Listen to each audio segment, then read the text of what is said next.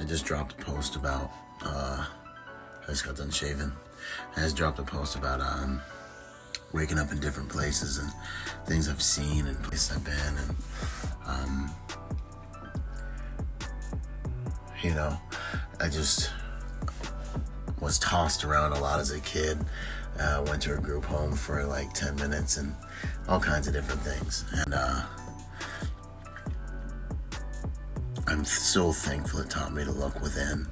The only thing I've ever had that's never left me is my God and myself. It's been beautiful. It's been a beautiful journey.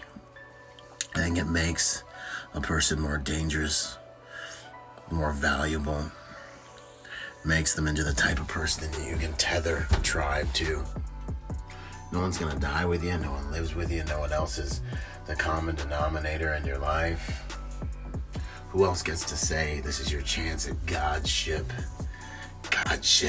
lordship over your life? You know what I mean? Like, people get mad when I say it, but like, who else makes the decisions? Who else is in charge? Who else is responsible? It's you. I think we're here to learn the character that we need in order to reign in the next realm of what is to come. But that's another video. I ain't dropping that on you right now. I just want you to think about this. We live in a consumer-driven world. The world is designed for money, not mankind anymore. Your doctor is giving you products that make sense fiscally. The food you're eating has stuff in it that's dangerous to you because it makes more sense financially for the organization. You know what I'm saying? And start making sense of it, man. What entity exists that you participate in, depend on, or believe in that doesn't have to be financially efficient to survive? And then think about where you come into the consideration loop of that organization. Do you think you're more important than the money that the businesses you use stands to make from doing business with you? The world is made for money, not mankind. So you have to think this way so you don't get victimized and believe everything you hear, which is 90% of it's good marketing. It's the hardest thing I have with business is that I'm actually 100% genuine. And it's such a hard thing to communicate. It's such a counterintuitive. When you really believe in what you're doing and you live in a world where everyone's selling, you almost can't expect someone to see that you're genuine, because it would almost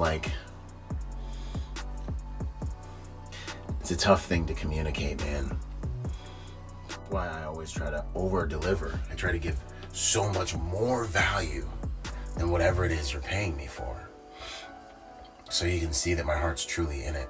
And even if you can't see it, you're like blown away, because you're like, man, there was so much value there that I got for free. It doesn't make sense. But for me, I live to contribute, because I've never been good enough, and I never will be. And everybody, oh, you're good enough. No. I'm never gonna be good enough. I'll cry the day I'm good enough. I'm pushing this rock up the hill, and if the hill ever ends and the rock ever gets to the top, I'm gonna push the rock back down and go right back up the hill with it. Why? Just like Jocko said, why? Because I know that this journey is about who I can become by pushing the rock. That's what this game's about. Who you can become by walking the path of contribution. That's what we're doing here, man. Who you can become, and that character of who you can become gives you more power to reign over your life and yourself. How many of us have mastered ourselves? Surely not me. But it's the most righteous endeavor. Man, I had like 18 rabbit holes. I was just trying to drop on you guys, man. We live in a consumer-driven world. If you can't find value in yourself, you better create value in yourself. You better learn that between you and God, you need to know who you are. You need to challenge yourself. You need to create yourself. You need to invest in yourself, man. This is where it starts from, because this is where you give from. This is where you lead from. This is where you live from, and you can't outperform your self-concept. Jesus said that, dog, and he was pretty, kind of one dude who changed the entire world. Your calendar's still founded on his life. I don't care what you believe, but oh boy, was impactful, right? Okay, so these external sources are for information, not identification, and they're for information as to how accurate you are at affecting reality. Work on yourself, define yourself, strengthen yourself, and then give the highest version of yourself on the altar of contribution. It's the most righteous way to live, the most exciting way to die. It's 6:49. I'm breaking a sweat. The sun's rising. I'm about to go hop into a cryotherapy session and be at 20-some degrees below zero. Man, live this life. It's the greatest miracle the universe has ever seen. Is you, this planet, consciousness, your lordship, and this life. Be present with the people you love. Get better for yourself so you can serve the people you love. Run from nothing. Fear is a target indicator. Run towards your fears. Overcome your fears. Thank God for the person you become as you face your fears. Your fears are there to serve you. Everything. Your pain, your struggle, your past, your trauma. It's all there to serve you. If you can just give it an empowering meaning, find the purpose within the pain, and unlock the potential in the process.